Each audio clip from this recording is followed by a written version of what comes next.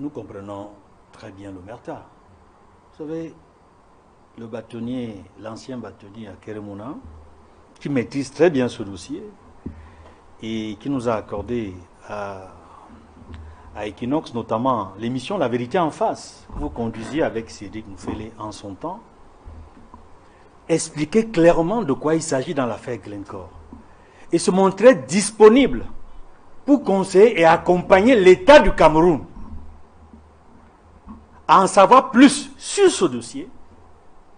Et il le rappelait même dans cette émission que le Cameroun pourrait gagner beaucoup d'argent en termes de dédommagement.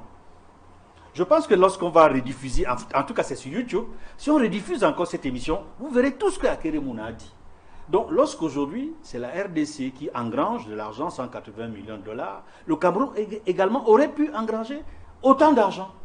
Mais pour cela, il fallait que le Cameroun soit précis, clair, transparent, de bout en bout, soit dans la vérité. Est-ce que des agents camerounais, fonctionnaires ou pas, des entreprises concernées, Sonara, SNH, ou à un niveau le plus élevé de ces structures, c'est-à-dire membres ou présidents de conseil d'administration, SNH ou Sonara, ont ou non perçu de l'argent et en somme 7 milliards de francs reconnus et avoués par Glencore dans le cadre de cette affaire. On attend des réponses à cette question. Si le Cameroun avait à ce moment précis décidé de suivre ce dossier, mis des avocats pour suivre ce dossier, que ce soit le bâtonnier à Keremouna ou d'autres conseillers. Je pense qu'aujourd'hui, on aurait beaucoup évolué et on serait peut-être dans la même situation que la RDC qui va obtenir des dédommagements.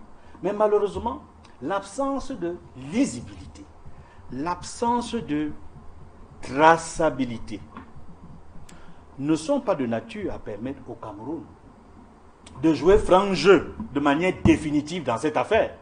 Parce que tu ne peux pas réclamer une chose que tu n'as pas avouée.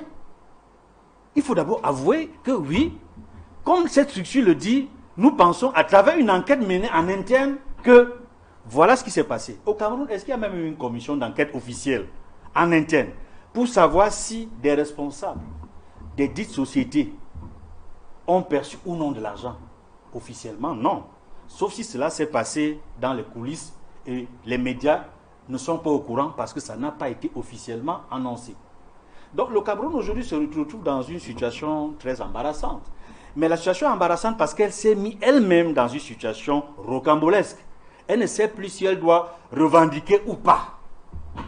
Vous voulez revendiquer une chose, mais rentrez dans les conditions qui permettent de revendiquer. C'est aujourd'hui la question, la grande question qui se pose au niveau de l'État du Cameroun. Va-t-il revendiquer ces dédommagements si au préalable il n'est pas rentré dans la procédure qui permet de rentrer en possession de cet argent? Alors,